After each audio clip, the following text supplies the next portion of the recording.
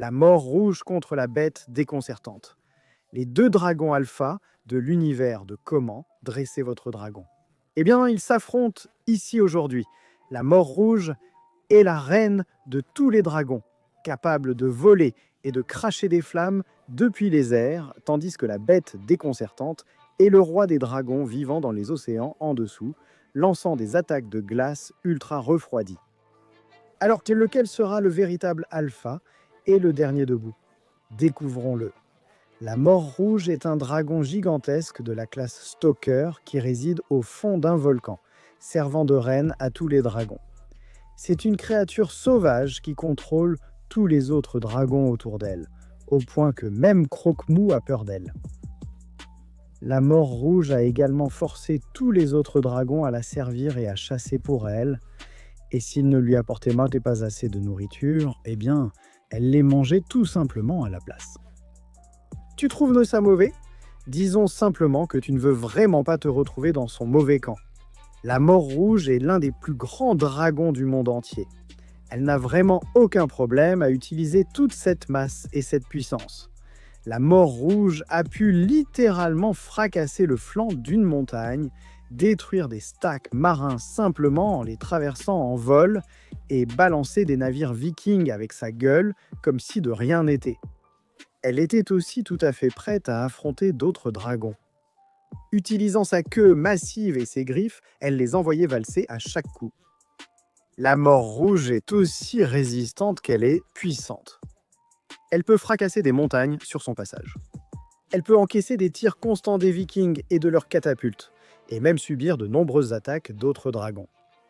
Elle peut même résister aux rafales de plasma de Croque-Mou, et son endurance est aussi vraiment impressionnante. La mort rouge encaissait les assauts sans broncher. Après attaque sur attaque, elle continuait sans vraiment montrer de signes de ralentissement ou d'être sérieusement blessée.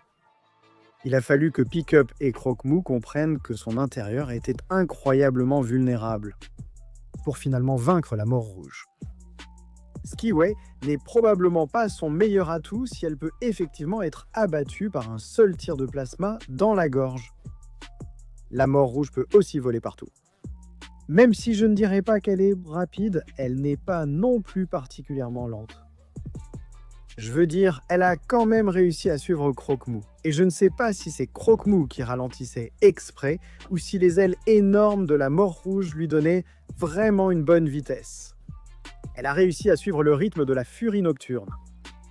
Le souffle de feu de la mort rouge est énorme. Elle peut instantanément détruire toute une flotte de navires d'un seul souffle, et la mort rouge n'a vraiment aucun problème à adopter une approche de lance-flamme et à cracher du feu à volonté. Mais elle est aussi capable de se transformer en un véritable aspirateur géant, aspirant beaucoup d'air et tous les dragons qui se trouvent sur son passage. Enfin, même si la mort rouge est un dragon alpha, elle peut forcer beaucoup de dragons plus petits à lui obéir rien qu'avec un regard menaçant, même contre leur volonté lorsqu'ils ne le souhaitent même pas. Le bête déconcertante est un dragon de classe titanesque et il est véritablement le roi de tous les dragons. Il est normal que la bête déconcertante ait son propre nid et soit le protecteur ou le gardien des petits dragons à proximité. En réalité, ce sont généralement des rois assez généreux. En fait, la plupart des sociétés de dragons dirigées par la bête déconcertante peuvent avoir des organisations très avancées qui œuvrent pour le bien de chaque membre de la communauté. Bien sûr, d'un autre côté, ils peuvent forcer ou asservir les autres dragons à obéir à la bête déconcertante, ayant essentiellement une armée de dragons sous leur contrôle. La bête déconcertante est l'un des plus grands dragons qui existent, et à cause de cela, elle possède vraiment une force et une puissance brute inégalée. Sérieusement, elle est vraiment puissante. Écrasant d'énormes machines de guerre vikings sans même s'en rendre compte, traversant des flancs de montagnes comme s'ils étaient faits de papier. Bien sûr, cette taille immense peut aussi avoir quelques inconvénients. La bête déconcertante est vraiment lente, elle ne peut pas vraiment bien se déplacer, ce qui est encore aggravé par le fait que c'est l'un des rares dragons qui ne peuvent pas voler. Mais les avantages d'être immense et incroyablement fort l'emportent évidemment sur ce défaut. Cela signifie aussi que la bête déconcertante peut être vraiment, vraiment résistante, au point que la plupart des attaques ricochent simplement sur sa peau, et même une attaque massive de nombreux dragons ne lui a pas causé beaucoup de dégâts. Au mieux, cela a juste agacé la bête déconcertante. D'ailleurs, la bête déconcertante a pu encaisser de nombreux tirs à bout portant sur la tête de Croque-Mou sans jamais reculer, restant debout. Le dragon a aussi évidemment 2 énormes défenses qui sortent de sa tête, parfaites pour se rapprocher et affronter d'autres dragons au corps à corps. La bête déconcertante n'a vraiment aucun problème à empaler un autre dragon de part en part. La bête déconcertante est aussi unique parmi presque tous les dragons de ce monde, car elle ne crache pas de feu, elle crache de la glace. Techniquement, la bête déconcertante expulse de l'eau ultra refroidie de sa bouche, et cette eau se transforme en glace dès qu'elle entre en contact avec quelque chose, ce qui crée en fait d'énormes cristaux de glace qui peuvent même rivaliser avec la bête déconcertante en taille. Enfin, la bête déconcertante est un dragon alpha, ce qui signifie qu'il possède un contrôle mental assez impressionnant. En gros, chaque dragon doit obéir à l'alpha, et donc la bête déconcertante peut plier les dragons à sa volonté. Elle dispose essentiellement d'une armée de dragons à sa disposition. Alors, qui gagne ? Eh bien, analysons cela. Maintenant, je pense que dès le départ, ce sont 2 dragons alpha, donc je ne pense pas que l'un d'eux va simplement contrôler l'esprit de l'autre et le forcer à faire ce qu'il veut. Ça n'arrivera pas. Même si vous pensez que cela pourrait arriver, disons que le Bewilderbeast est meilleur et peut contrôler l'esprit de la mort rouge, je ne considère pas cela comme une condition de victoire ici. Le contrôle mental des dragons ne sera pas un facteur. Le Bewilderbeast et la mort rouge vont devoir simplement se battre jusqu'à la mort. Que le meilleur dragon gagne. Voyons qui sera le dernier debout. Maintenant, le bête déconcertante et la mort rouge ont chacun leurs propres avantages. Par exemple, pour la bête déconcertante, pour commencer, elle est en fait nettement plus grande que la mort rouge. La mort rouge mesure 128 mètres de long et 30 mètres de haut, tandis que la bête déconcertante mesure 160 mètres de long et 45 mètres de haut. Avec cette différence de taille, eh bien, je pense qu'on peut aussi accorder un avantage de force et de durabilité à la bête déconcertante.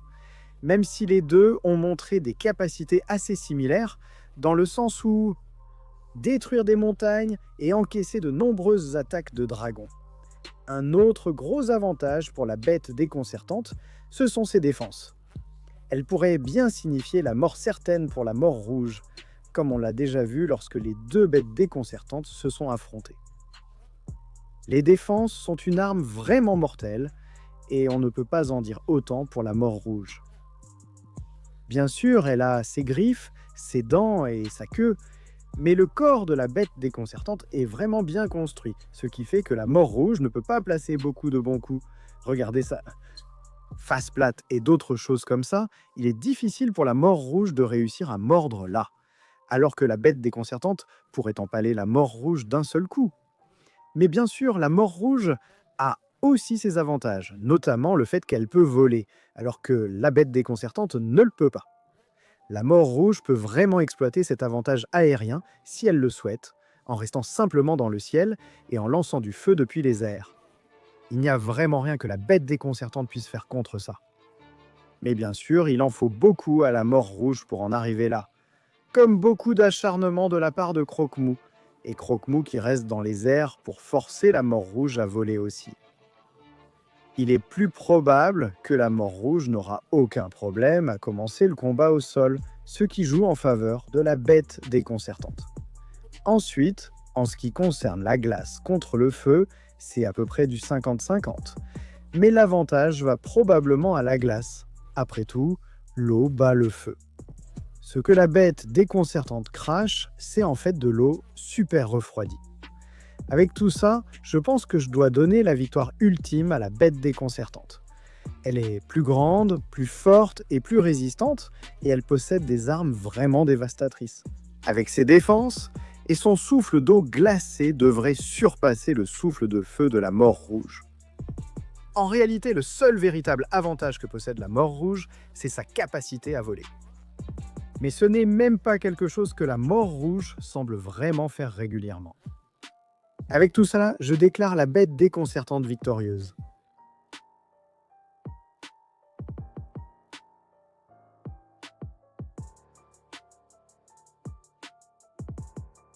Merci.